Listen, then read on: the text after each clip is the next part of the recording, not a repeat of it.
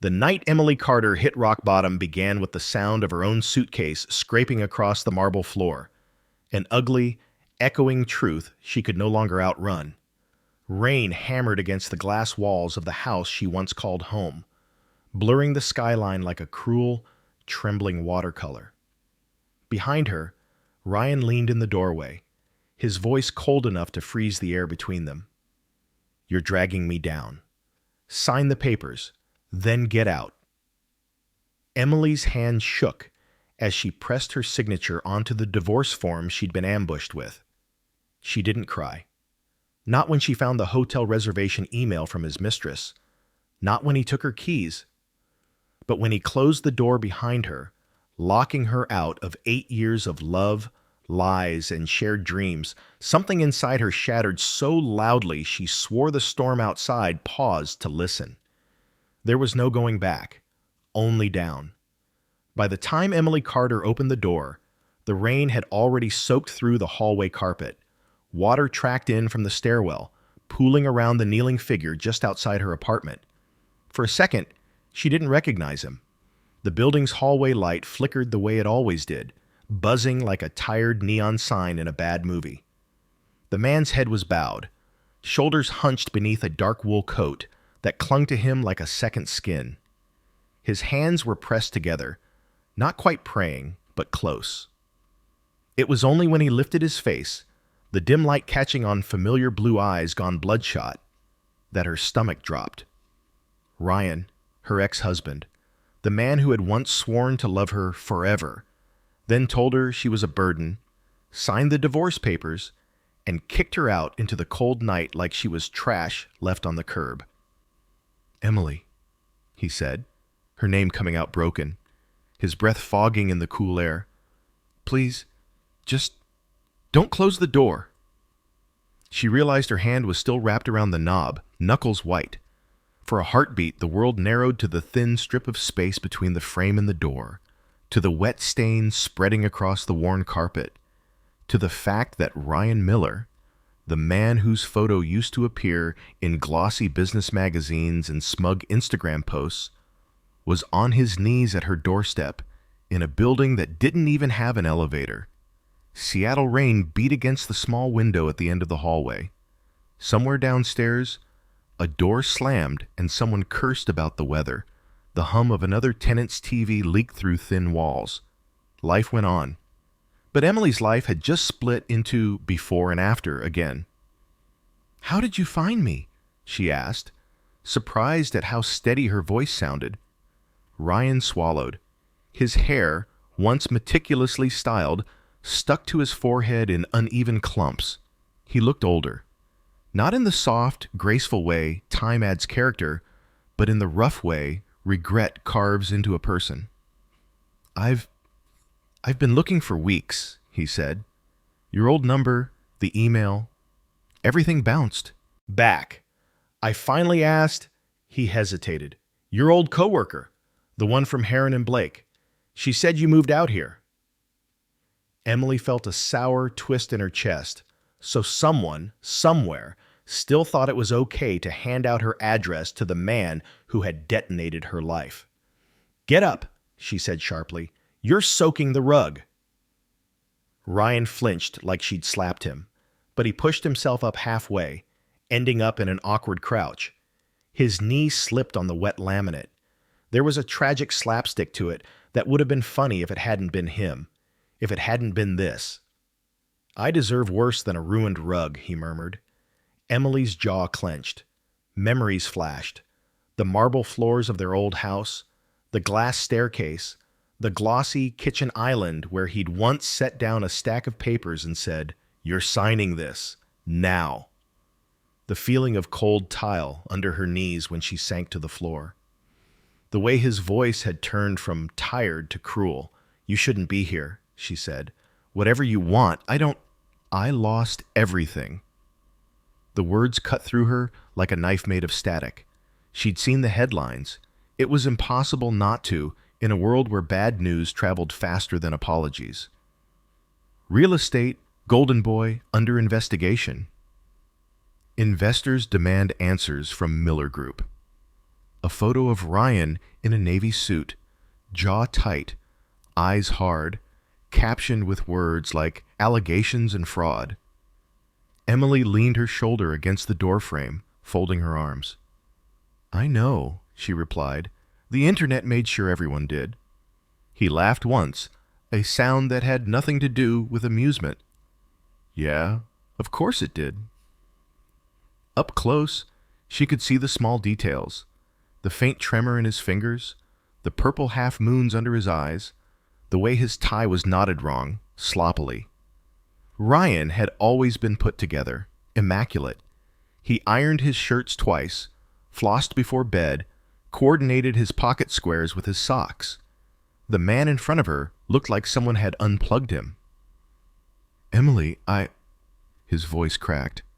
He took a breath, tried again. "I'm not here to ask you for money or help. I know I have no right to anything, but I need to talk to you. Just talk. Please." The word "please" hung in the air with an almost physical weight. He had never used that word the night he kicked her out. Back then, it had been commands, ultimatums, the edge of his temper scraping along each sentence. "We're done, Emily. You're dragging me down. Sign the papers." Her chest tightened. She could feel the old panic nibbling at the edges of her composure, the way it used to whenever his footsteps echoed through their vast, cold house. "You picked the wrong time," she said, glancing at the digital clock on her microwave through the half-open door. 12:14 a.m. "Some of us get up early for work." "What do you do now?" he asked too quickly. "Sorry, that sounded... I don't know anything about your life anymore." Good, she thought. That was the point. "I'm not obligated to update you," she said. A dry, almost bitter humor crept into her voice. "You forfeited that privilege when you told me I was dead weight and watched me haul my suitcases out into the rain." He flinched again, shame flickering across his face. She saw it and hated that a part of her still classified it as progress, as if the bar for him had been buried somewhere underground. "I know what I did," he whispered. "I have replayed that night every single day. You leaving with those bags? The look on your face?" His gaze met hers, unsteady.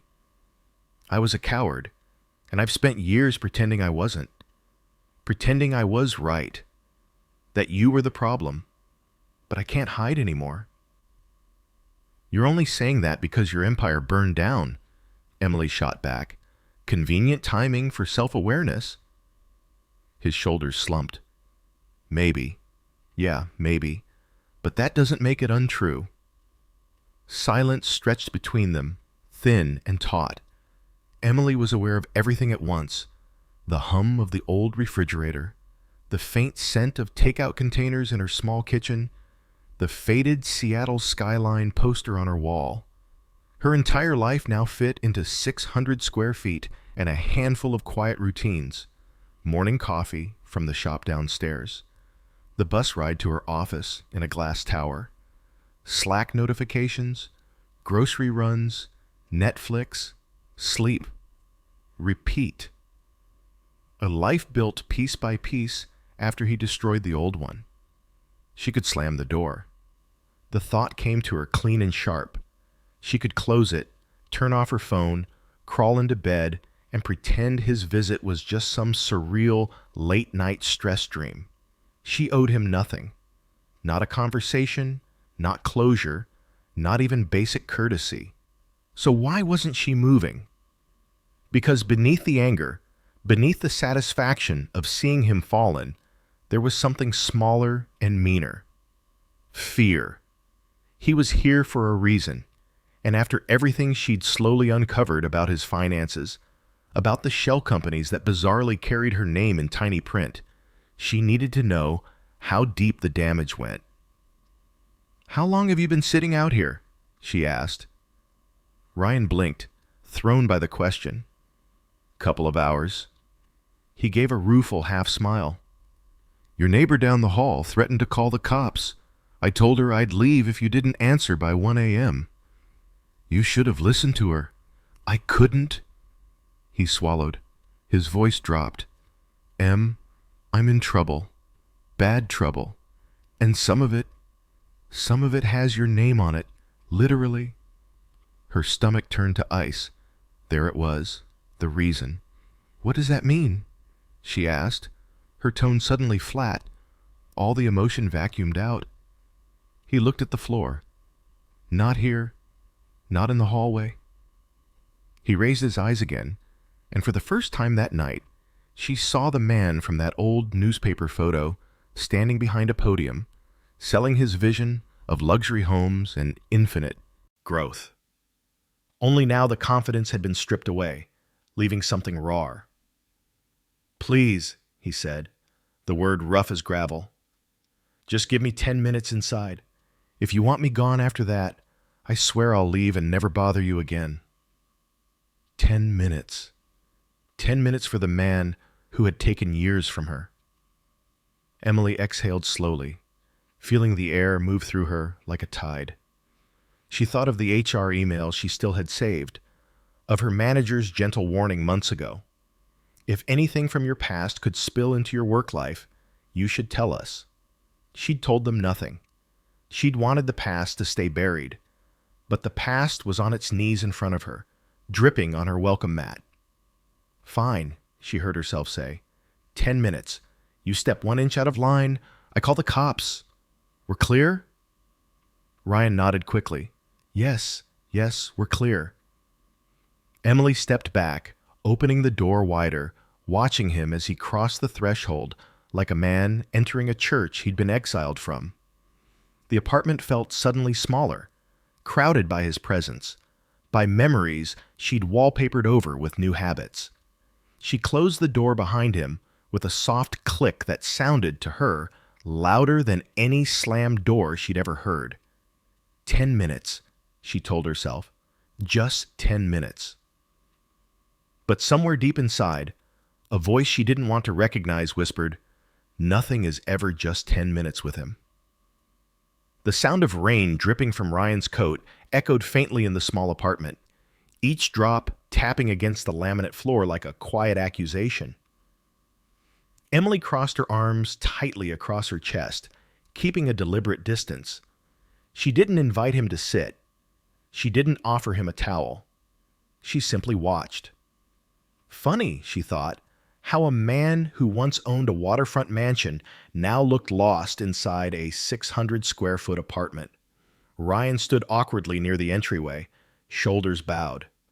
The dim yellow light from her kitchen lamp washed over him, revealing the frayed edges of a suit that used to cost more than her monthly rent. He looked out of place, like a ghost in the wrong house. You said some of this has my name on it, Emily said, voice steady. Start talking. He opened his mouth, closed it, then let out a breath that trembled. Before that, there's something I need to say. No, Emily cut in sharply. We're not doing that. No apologies yet. No emotional speeches. Facts first. Ryan's jaw tightened, but he nodded. Okay. He rubbed a hand over his face, streaking raindrops into messy lines. It started about a year before the divorce. Of course it did, she thought bitterly. His betrayals always had long shadows. He looked up, meeting her gaze for a fleeting second. I was under pressure. Investors demanded faster returns. The market was cooling. Costs were rising. And He stopped himself, corrected his wording. My father-in-law kept reminding me I wasn't one of them. Emily stiffened. She remembered those dinner parties, crystal glasses, marble floors, long tables where she felt like a charity project rather than family, the way Ryan's mother had once complimented her thrift store dress with a smile that felt like a slap. You wanted to prove you belonged, Emily said flatly. So what? You used my name to build shell companies? Ryan swallowed. At first, it was just paperwork, temporary filings, nothing illegal, just to shift money between accounts. Without telling me? Her voice rose, disbelieving. Ryan, you forged my signature. It wasn't supposed to be permanent, he said quickly, and I planned to fix it. But then the project stalled. Investors threatened lawsuits, and I needed... He broke off, shaking his head. I needed more time. I kept telling myself it was temporary, that you'd never even know. Emily felt something twist deep inside her, a familiar ache, shame, not for what he'd done, but for who she had once been with him.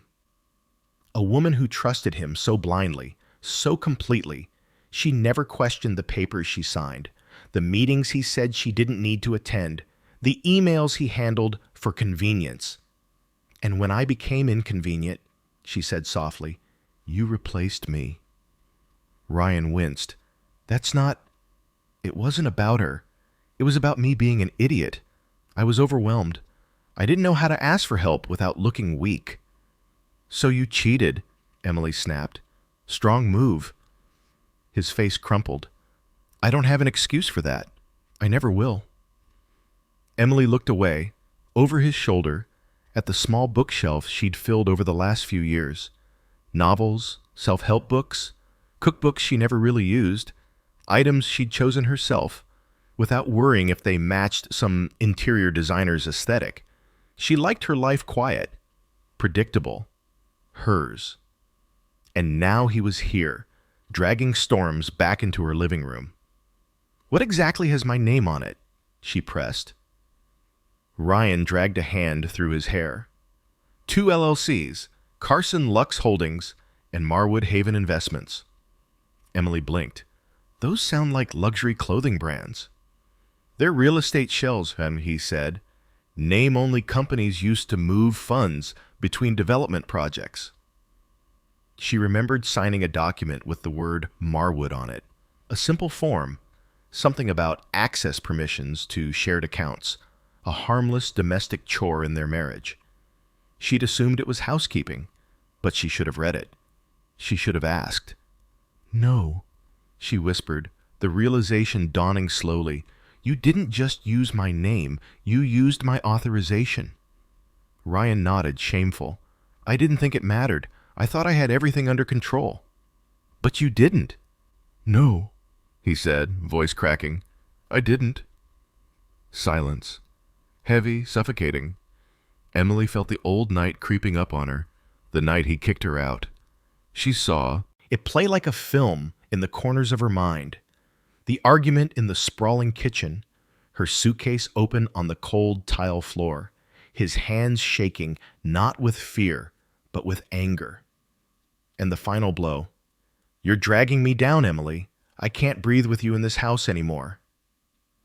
She remembered the rain, the way her clothes stuck to her skin as she walked away from a life she had helped build, but never truly belonged in.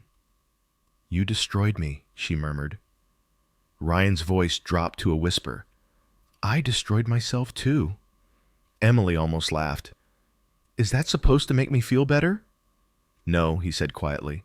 Nothing I say will make you feel better. I know that. His vulnerability unsettled her.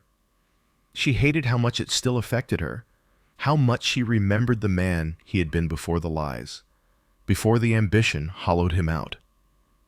Why come to me, she asked. Why now? You have lawyers. You have connections. I don't, he said, eyes bleak. My father-in-law cut me off. Investors want to sue. My girlfriend left when the first subpoena arrived, and the only person whose name is tied to all of this, whose future I put in danger, is you. Emily's breath hitched. There it was. Not guilt, not love, not nostalgia. Consequences. You think I'll protect you? She whispered. No. His voice shook. I think I owe you the truth.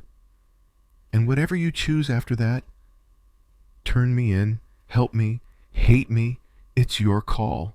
I'm done running. Emily studied him, tired eyes, slumped shoulders, a man unraveling. She didn't feel triumph. She didn't feel pity. She felt wary, a slow, dangerous shift inside her. You have 7 minutes left, she said. Start from the beginning, every detail. Ryan nodded, swallowed hard, and began to speak. Ryan's voice wavered at first, as if the truth were something heavy he had to drag up from deep water. Emily stayed standing, arms folded, leaning against the counter, not because she needed support, but because she refused to sit while hearing the story of her own betrayal. "The trouble started with the Alder Point project," Ryan said. "You remember it. Luxury condos near Lake Union. Investors were expecting a return by Q2. Construction delays pushed everything back. Costs tripled." Emily nodded stiffly. She remembered the project well. From the glossy brochures he used to scatter across their dining table, to the late-night phone calls with investors that spilled into their bedroom, making sleep impossible. She had always hated how Ryan's work seeped into every corner of their home. "So you shifted the funds," she said, "between the projects." "Yes," he admitted. "I used Marwood Haven and Carson Lux to move money around, temporarily. On paper, it looked clean. But when Alder Point failed to sell units as fast as we'd projected, I didn't have a way to replenish the accounts.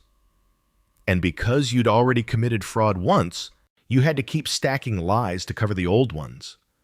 Emily's tone was razor sharp. Ryan didn't deny it. "Yeah, that's exactly what happened." Emily inhaled slowly, grounding herself in the mundane details of her apartment: the humming refrigerator, the faint smell of detergent from the folded laundry she hadn't put away. This was her world now. Small, quiet, safe. And Ryan's presence felt like a storm clawing at the window, threatening to blow everything open again.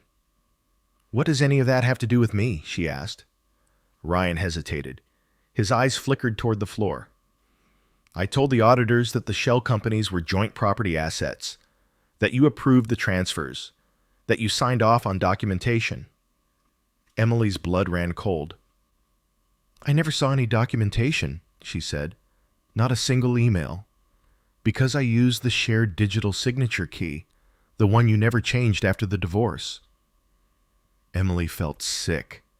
The shared key, a relic of their old life, never deactivated because she'd wanted to move on too fast to care. She had closed accounts, changed passwords, blocked his number, but she'd overlooked that one piece of access. "And now?" she forced out. Ryan's voice dropped. "Now the investigation team thinks you were complicit." She felt the room tilt slightly, like the floor had shifted underneath her. Complicit. Her. The woman who had once worked 2 jobs so Ryan could pay for his MBA. The woman who had believed in him, championed him, defended him to his family. "Oh my God." Emily pressed a hand to her forehead. "Do they think I was helping you hide money? I told them you didn't know anything." Ryan stepped forward, then stopped when she tensed. "But they're not convinced. They want to question you formally. And the subpoenas—" He exhaled shakily. "They're coming." Silence followed, thick, suffocating, almost metallic in the air. Emily's mind spun. Her job, her reputation, everything she'd rebuilt over years of painstaking effort, suddenly fragile again. She imagined her manager's face, the HR emails, the company policy about disclosure of legal involvement. "I could lose my job," she whispered. Ryan closed his eyes as if the words physically hurt him. "I know. You put me in danger." "I'm sorry." Emily let out a short, bitter laugh. "You keep saying that like it fixes anything." Ryan didn't argue. He simply stood there, rain-soaked and small, more broken than she had ever seen him. It didn't make her feel better. It didn't soften her. But it made the moment feel unsettlingly real. He wasn't here to manipulate her. He wasn't here to win her back. He was here because consequences had finally found him, and they had her name on them. "Why didn't you tell them the whole truth?" she asked. "Why protect me now?" Ryan looked up, eyes red. "Because, despite everything I did, you don't deserve to be..." "Dragged into this. I used you. I lied to you. I destroyed our marriage. And every step of the way, you were the only person who ever believed in me. I thought I could outrun what I'd done. But I can't. Not anymore. Emily looked at him for a long time. Really looked. Not the polished man he used to present to the world, not the charismatic entrepreneur, not the selfish husband she remembered. Just a man who had finally reached the end of his own lies. "What do they want from me?" she asked. "They want your testimony," Ryan said, "and access to your emails from the years we were together. They think there's communication proving you knew about the transfers." "There isn't," she said immediately. "I know." His voice cracked. "But they'll tear through everything anyway. Your work history, your finances. They'll look for anything that ties you to the companies. And the thing is," he paused, breathing unevenly, "there are ties. Your signature is on some of the filings, even if you never touched them." Emily gripped the back of a chair. "So I'm guilty on paper." His voice came out hoarse. "On paper, yes." Emily shut her eyes briefly. Images flashed through her mind. Her quiet office cubicle, the white noise machine humming in the background, the weekly one-on-one meetings with her manager, the sense of accomplishment she'd felt each month when she paid bills comfortably, the way she'd learned to breathe again after the divorce. "Tell me exactly what the investigators know," she said, her tone now cold, professional. "Everything. No omissions." Ryan nodded quickly, grateful for the shift, even though the shift wasn't in his favor. It was the shift of a woman preparing to fight. He reached into his soaked coat and pulled out a folder, creased, water-stained, but intact. Emily's heart thudded harder when she saw her own name printed on several documents in the stack. "I'm going to fix this," Ryan said, voice trembling but determined, "even if it ruins me completely. You don't deserve to pay for my mistakes." Emily didn't answer. She studied the papers, her expression unreadable. Finally, she looked up. "You're going to tell me everything. Every single detail. And when we're done, you're going to sign a statement, one that clears me completely." Ryan nodded, almost too quickly. "Anything. Just don't shut me out yet. I need you to hear everything." Emily didn't promise she would. She simply pulled out a chair, sat down, and said, "Start from day one." Ryan began talking, and the storm outside raged on. Ryan talked for nearly an hour, his voice rasping, halting, sometimes veering into whispers when the truth scraped too close to bone. Emily listened, taking in every detail. Dates, transfers, investor names, the escalating pressure, the lies piled on top of lies. But eventually, the story circled back to one night she had buried, but never truly escaped. The night he kicked her out. It came creeping into the room like a ghost, slow, inevitable, cold. "You said the trouble started before the divorce," Emily said, tapping her fingers lightly on the table. "But you didn't explain why you blamed me, why you made me the villain when you were the one drowning." Ryan's shoulders tensed. "You won't want to hear this. Try me." He looked down at his hands, fingers trembling slightly, nails bitten down from stress.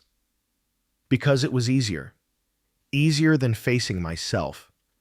Easier than admitting I'd messed up so badly the whole foundation was cracking. I needed someone to blame. Investors needed someone to blame. My family needed someone to blame." "So you offered them me," she said flatly. "No," Ryan whispered. "I offered myself a lie, and you got caught in its path." Emily leaned back, arms crossed. She wasn't moved, but she was listening, and perhaps that was what terrified her more. Her mind drifted back, unbidden, to the house they once shared in Bellevue, a stunning architectural masterpiece with white marble floors, floor-to-ceiling windows, an open kitchen that gleamed like a showroom. She had loved it in the beginning, before the air inside turned cold, before silence settled into the hallways like dust. She remembered him coming home late, the smell of cologne that wasn't hers clinging to his shirt. She remembered the tension over dinners, the arguments whispered fiercely behind closed doors so the house staff wouldn't hear. She remembered feeling small in a place far too big. Memory, cruel and vivid, unfolded inside her like a film. Flashback. 3 years earlier, Emily stood in the marble kitchen, fingers resting on the cool countertop, staring at the email she had found open on Ryan's laptop. A woman's name, a dinner reservation. A message that read, "Last night was perfect. Can't wait to see you again." The sound of the garage door opening made her pulse spike. Ryan walked in, suit pristine, smile sharp. "You're home early," he said. "Everything okay?" She didn't speak. She simply turned the laptop toward him. His expression didn't shatter. It hardened. "That's not what you think," he said. "She's a client." Emily's voice trembled. "Clients don't write that. Investors talk like that sometimes. You don't understand how these relationships work." "So you're saying I'm stupid?" she whispered. Ryan slammed the laptop shut. "You're putting words in my mouth again, Emily. You always do this. Overreact, create drama." She felt something inside her tilt. "I'm not creating anything. The message is right there." He turned away, yanking off his tie. "You're exhausting, you know that? I'm dealing with a multi-million-dollar mess at work. And now I come home to you playing detective." "Detective?" she repeated, stunned. "Ryan, you're cheating on me." He spun around, eyes ablaze. "You don't get to accuse me of things when you barely contribute anything around here." The words hit her like physical blows. "Barely contribute?" she echoed. "Ryan, I left my job because you said we were starting a family." "We never agreed on a timeline," he snapped. "And frankly, I'm tired of being the only one carrying the weight. You drag me down, Em. You've been dragging me down for years." Her throat tightened. "I loved you. I supported you. Every step of—" "Love doesn't pay bills," he cut in sharply. "Love doesn't impress investors. Love doesn't build a company." "And sleeping with someone else does?" she shot back. His silence was enough. Emily stepped back, heart breaking in slow motion. "I'm leaving," she whispered. Ryan's expression froze. "Good." The words sliced her open. She moved numbly through the bedroom, grabbing clothes, toiletries, whatever she could fit into 2 suitcases. Rain hammered against the window, echoing her frantic pulse. When she dragged the suitcases toward the front door, Ryan stood in the doorway, arms folded, face stone. "You'll regret this," he said coldly. Emily paused. "You already made sure I will." She walked out into the storm without looking back. Present. Emily blinked, coming back to the dim light of her apartment. The past lingered heavily between them. "You destroyed me long before the investors came for you," she said quietly. Ryan looked like he was breathing broken glass. "I know. I walked out of that house with 2 suitcases and a credit score ruined by credit cards you maxed without telling me. I know. And you watched me leave. You let me. You didn't say anything. Didn't stop me." "I know," he whispered again, voice raw. "And I've replayed that moment every day. Every day, Emily." "Good," she said, but her voice lacked venom. It was exhaustion layered over truth. Ryan swallowed. "I was scared, angry, drowning in failure, and I took it out on the person who loved me most. I didn't deserve you. I still don't." Emily studied him, the slump of his shoulders, the honesty in his eyes, the ruin that now clung to him like a second skin. For years, she had fantasized about this moment, about him finally admitting everything, kneeling, begging, breaking. But now that he was here, shattered in front of her, she felt none of the satisfaction she once imagined. Only a strange, heavy ache. A reminder that closure never arrives dramatically. It creeps in, quiet and bruising. "So what now?" she asked. "What do you expect from me, Ryan?" He shook his head. "Nothing. I came because you deserve to know the truth before the subpoenas hit, and because I needed to apologize, not to win you back, just to say it." Emily exhaled, slow and trembling. "You don't get to rewrite the damage," she said, "but you will take responsibility. Every piece of It, publicly, legally, all of it. Ryan nodded. I will. Good. She pointed at the folder on the table. Because starting tomorrow, we're going to fix the mess you made, not together. Don't misunderstand. I'm protecting myself, not you. Ryan looked down, swallowing hard. I understand. Emily glanced toward the window where rain streaked down the glass like melting reflections. She wasn't sure what scared her more. That Ryan had finally fallen to his knees, or that a part of her still wanted to know why he had come to her first. Morning came slowly, pushing pale light through Emily's blinds, turning the edges of her apartment from shadow to soft gray. She sat curled on the couch, a blanket wrapped around her shoulders, even though she wasn't cold. Sleep had dodged her entirely. Every time she closed her eyes, she saw signatures she didn't remember signing, her name printed beside fraudulent transfers, Ryan's face pale and broken in her doorway. Across from her, Ryan sat at the tiny kitchen table, nursing a mug of coffee she hadn't really meant to offer but did anyway, out of habit or decency, or maybe just exhaustion. He held the mug with both hands as if anchoring himself. He looked even worse in daylight. The rain had dried into uneven streaks on his coat, and faint stubble shadowed his jaw. His suit, once a symbol of his perfectly orchestrated life, was wrinkled beyond repair. You should get some rest, he said quietly, breaking the silence. Emily didn't answer. She didn't trust her voice not to crack, not from sadness, but from the weight of everything she would have to manage in the coming days. On her phone, notifications buzzed periodically. News alerts, headlines mentioning Miller Group, new allegations, industry speculation. It was like watching a building collapse in real time. Turn it off, Ryan murmured, glancing at the screen. I don't turn off things that involve my future, Emily replied coolly. He winced. She took another slow sip of coffee, steadying herself. You said investigators want to question me. When? Soon, he said. Maybe within the week. And what exactly will they want? He rubbed a hand over his face. To see if you knowingly participated in creating the shell companies. To determine whether you moved the money yourself. To see if you benefited from any of the funds. Basically, they want to know if you were an accomplice. Emily let out a humorless laugh. Accomplice? Ryan, when we were married, I didn't even know how much money we had because you said it was too stressful for me to follow our accounts. I know, he whispered.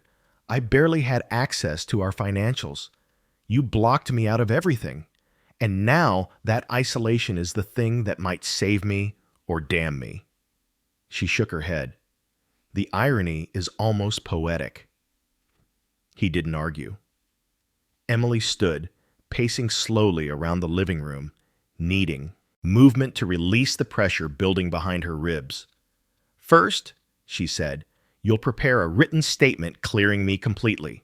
No vagueness, no miscommunications, no legal loopholes, full accountability. Ryan nodded. I already started drafting it while you were in the shower. Good. Second, you'll give me access to every email, every document, every transaction involving those shell companies. I'll send them all, I promise. And third, she turned, leveling him with a steady gaze. You're going to tell me why everything collapsed. Not just the transfers, not just the investor pressure. I want the truth about the fall, all of it. Ryan's shoulders slumped.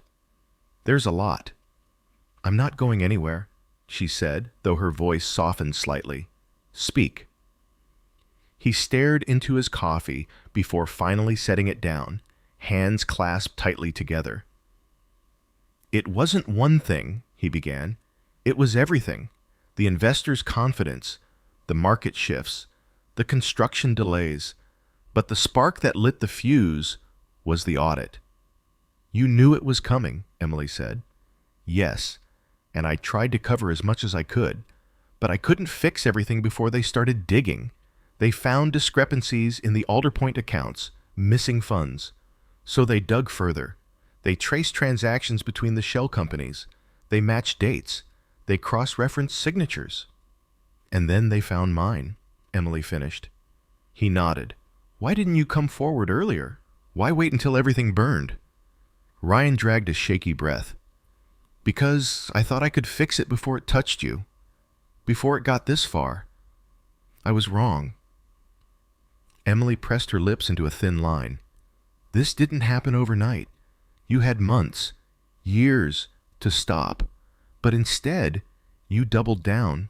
You gambled with money that wasn't yours. You gambled with my future." "You're right," he said, defeated. Emily's pacing slowed. The room felt unbearably small again. "And what about your father-in-law?" she asked. "He always hated me. He pressured you. He pushed you. Did he help cover this up?" Ryan hesitated. "Ryan?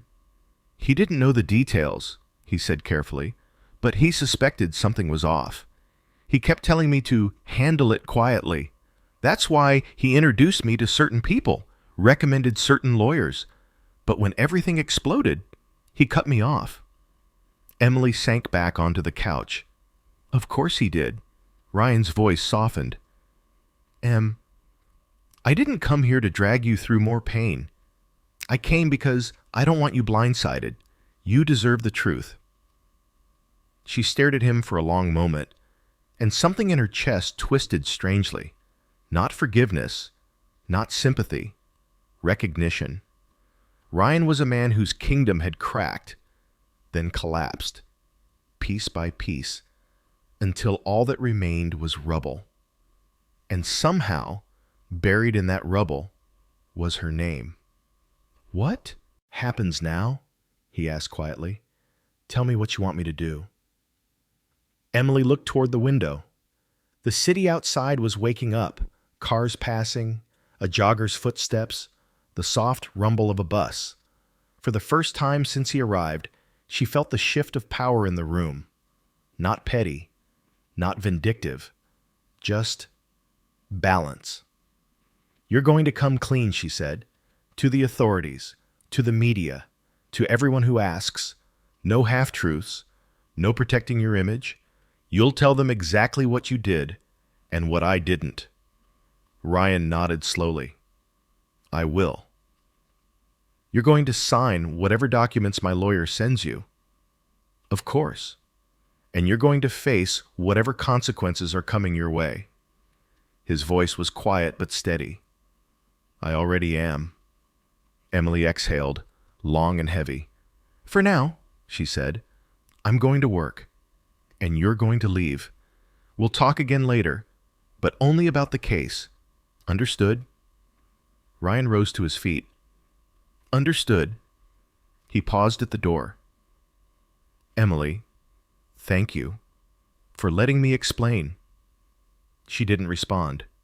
He left quietly, closing the door behind him. Emily leaned against the wall, closing her eyes. She didn't know what terrified her more, how deeply he'd hurt her in the past, or the unsettling truth that a small, buried part of her still cared whether he survived what came next. Ryan didn't return for 3 days. 3 days of silence, tension, and a constant hum of dread under Emily's skin.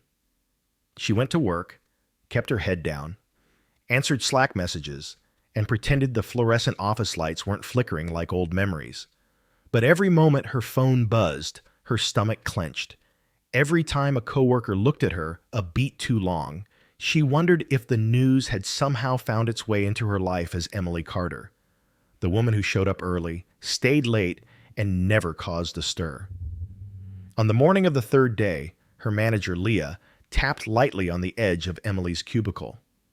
"You okay?"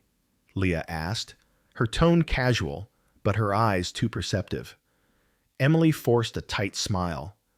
"Just tired." "Long week?" "You could say that." Leah hesitated, then said, "Well, if anything comes up that affects work, you can tell me. We value transparency." The words hit like a warning bell.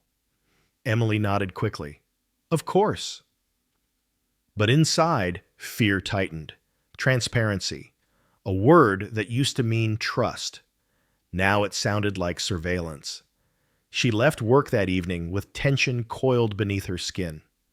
The bus ride home was a blur of rainy windows and strangers' reflections.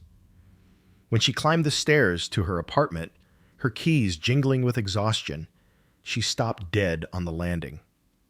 Ryan was there, sitting on the floor outside her door again, this time cleaner, calmer, but clearly waiting. He stood when he saw her, brushing invisible dust from his jeans. "Before you say anything," he began, voice low but steady, "I'm not here to beg, and I'm not here to make a scene. I'm here because I did what you asked." Emily unlocked her door, but didn't open it. "Meaning?" "I met with the investigators, Ryan said. I signed a preliminary statement. I told them you had no involvement, that you didn't even know the shell companies existed." Emily didn't let relief show, though it flickered momentarily in her chest. "And?" "They'll still want to talk to you," he said cautiously.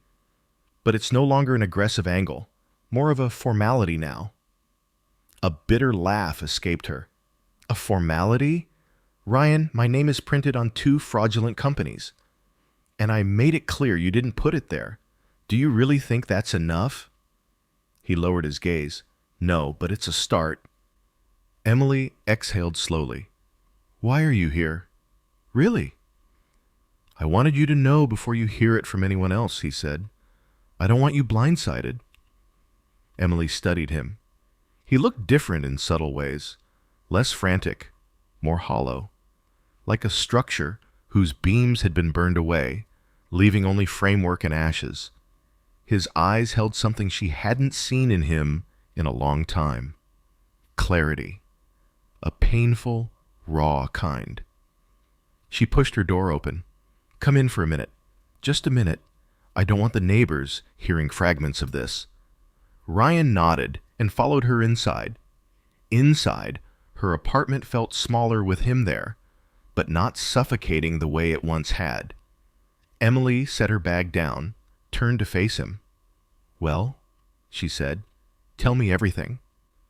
Ryan clasped his hands together, inhaling carefully. "They asked about the financial trails. I didn't hold anything back. I confirmed I used your digital signature without permission. I signed documents in your name. They have copies." Emily stiffened. "Of my forged signature?" "Yes."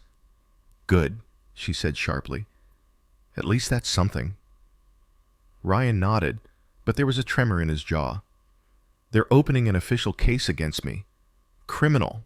It's going to get worse before it gets better." Emily studied his face. "How bad?" He took a moment. "Embezzlement, fraud, misuse of investor funds, identity falsification." The words thudded heavily in the quiet room.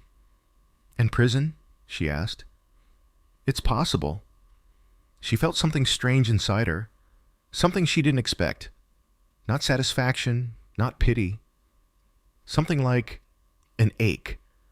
Not for who he had become, but for who he once was before the world demanded he be more. "And the media?" she asked next. Ryan's mouth tightened. "They already have the story. It'll break soon." Emily closed her eyes for a beat, imagining her name on a headline, a hashtag, a speculation thread on social media. "Are you planning to address the press?" she asked. "I will," he said. "And when I do, I'll make your innocence unmistakably clear." "You'd better," she murmured, opening her eyes again.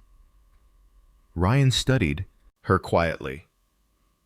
"You know," he said softly. You're stronger now. I see it. You don't flinch the way you used to. You don't shrink. Emily felt a ripple of discomfort move through her, because she knew he was right. His destruction had forced her to rebuild. His abandonment had taught her how to survive. And you, she said, are finally telling the truth. That's because I owe you the truth, he said. All of it. Emily crossed her arms. So tell me something honestly, Ryan.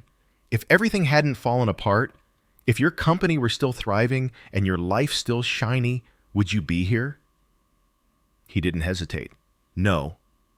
Her breath hitched.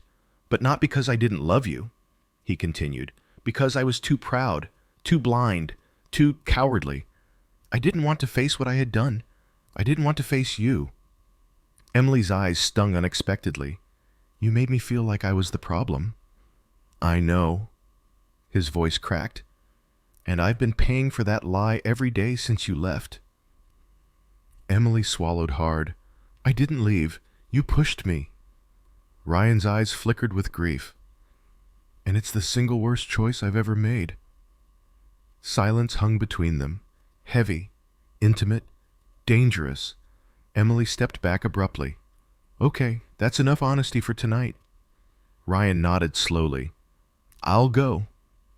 He moved toward the door, pausing with his hand on the knob. Emily, he said softly. She met his eyes.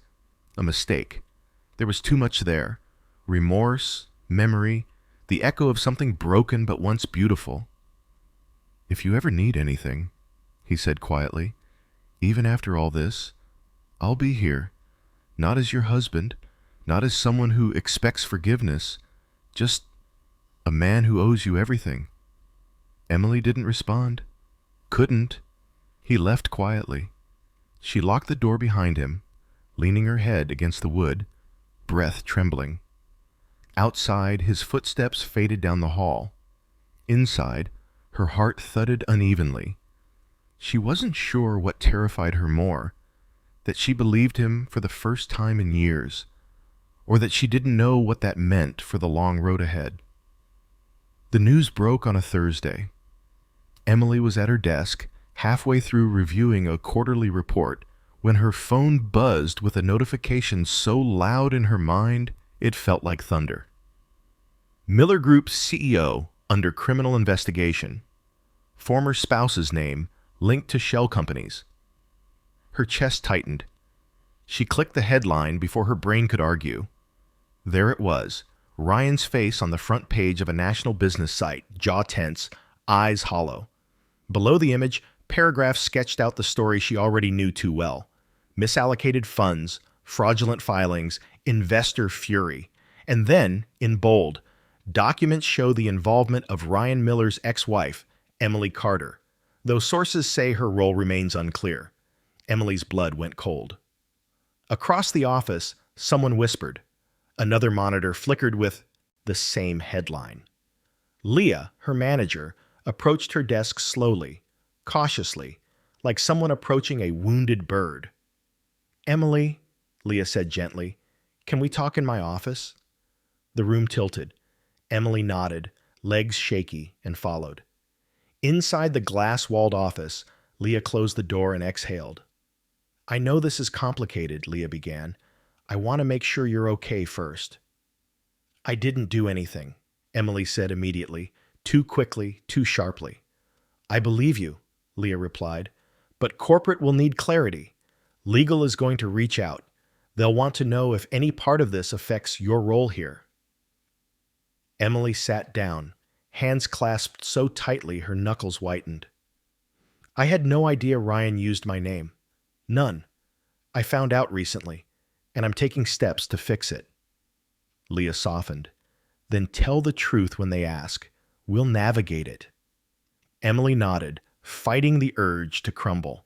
She held herself together just long enough to make it to the restroom, lock the stall door, and finally let her breath escape in ragged, shaking waves.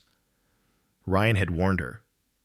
But seeing her name in headlines, public, exposed, was different. It felt like someone had peeled open the life she'd fought to rebuild and left it vulnerable under harsh fluorescent lights. That evening, after telling HR she needed a personal day and making it home through a fog of exhaustion, she found Ryan waiting again. This time not at her door, but downstairs in the building's lobby, hands in his pockets, expression solemn. She stopped several steps away from him. "You promised," she said coldly. "You said you'd clear my name." "And I will," he replied, voice firm but soft. "But the press got the documents before my statement was released. They ran what they had." Emily swallowed anger mixed with fear. "My job is at risk, Ryan." "I know." "You said I wouldn't be blindsided." "I'm sorry," he said, and she could see he meant it. But sincerity didn't fix headlines, didn't fix HR emails, didn't fix panic clawing up her chest. She stepped closer. "I need your full statement. Now. Whatever you gave the investigators, I want a copy." Ryan nodded. "I have it with me." He held out a manila envelope. Emily didn't take it, not yet, not until she said the thing that had been burning in her throat for days. "You're going to the police tomorrow," she said sharply. "Not just investigators, not company lawyers, the actual authorities. You're going to file an official written confession." Ryan met her gaze without flinching. "I know." "You're going to tell them you forged my signature." "Yes." "You're going to tell them I never received a cent." "Yes."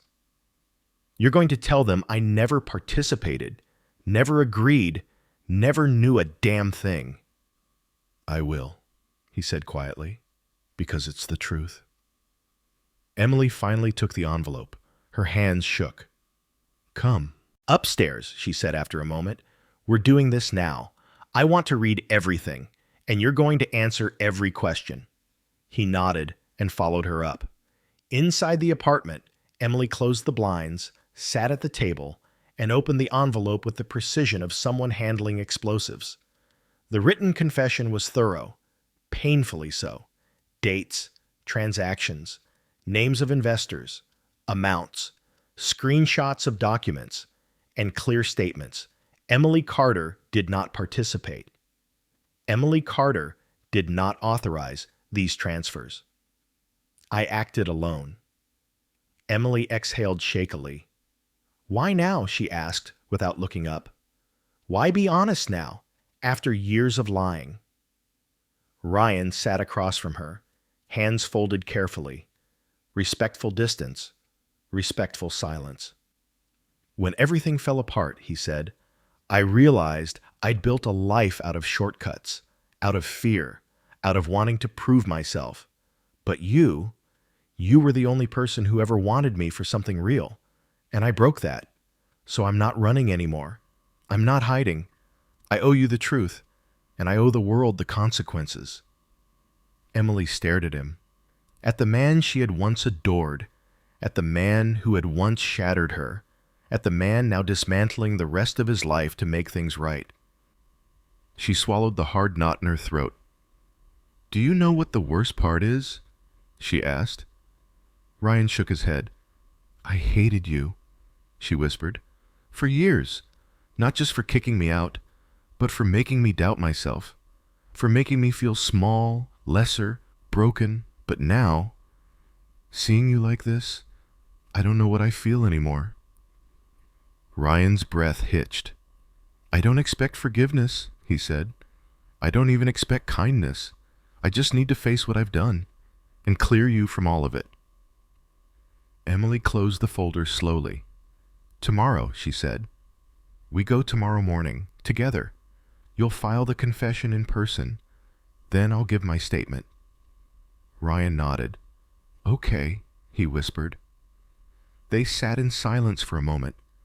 Two people at the ruins of a love that once had promise, now standing on the edge of truth and consequences. Emily looked at him, and for the first time, she didn't see the man who kicked her out. She saw the man who was finally ready to be held accountable, but not someone she could go back to.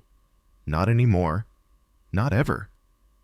The police station smelled like cold metal and stale coffee, an institutional sterility that made Emily's stomach twist. She hated being here. The fluorescent lights were too bright, the chairs too hard, the air too dry. But she walked forward anyway, her steps steady, her chin lifted.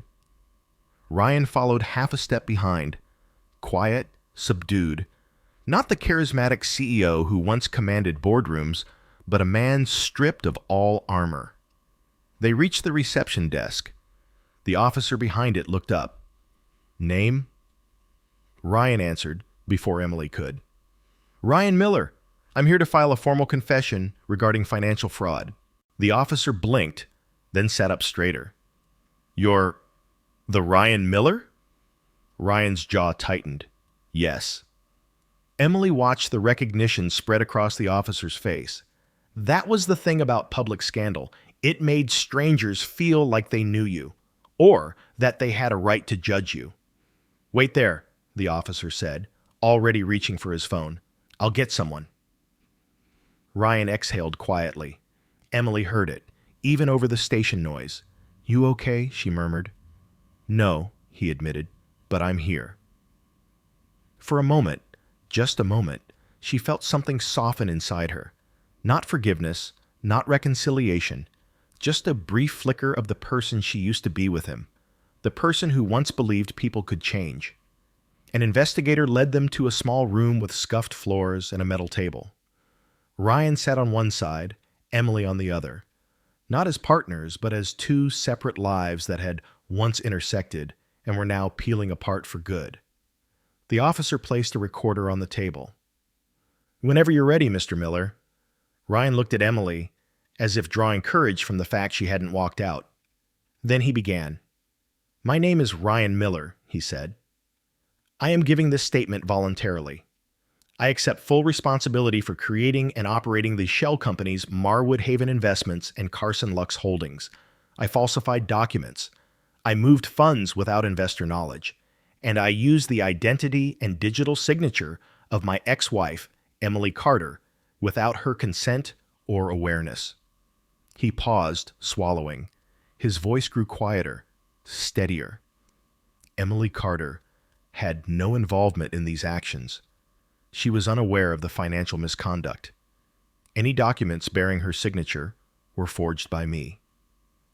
Every sentence was a blade cutting through the lies he'd once built his life on. The officer nodded. Thank you, Mr. Miller. We'll continue with detailed questions. For the next hour, Ryan answered everything. Dates, amounts, methods, people involved. He didn't hide. He didn't deflect. He didn't blame. Emily watched in silence, a strange mix of grief, relief, and finality settling over her like a heavy fog. Finally, the officer turned to her. Ms. Carter, we'd like your statement now. Emily sat up, spine straight. Her voice was calm, steady, the voice of a woman who had rebuilt herself from ashes. I had no knowledge of the shell companies, she said. I never approved any transfers. I never signed any documents related to those businesses. I learned of these actions only after Mr. Miller informed me of the investigation. The officer asked questions. Emily answered clearly. No trembling, no apologies for things she never did. When it was over, the officer shook her hand. We'll contact you if we need additional details, but for now, you're no longer considered a suspect. Emily exhaled. Relief washed over her in a warm, unsteady wave.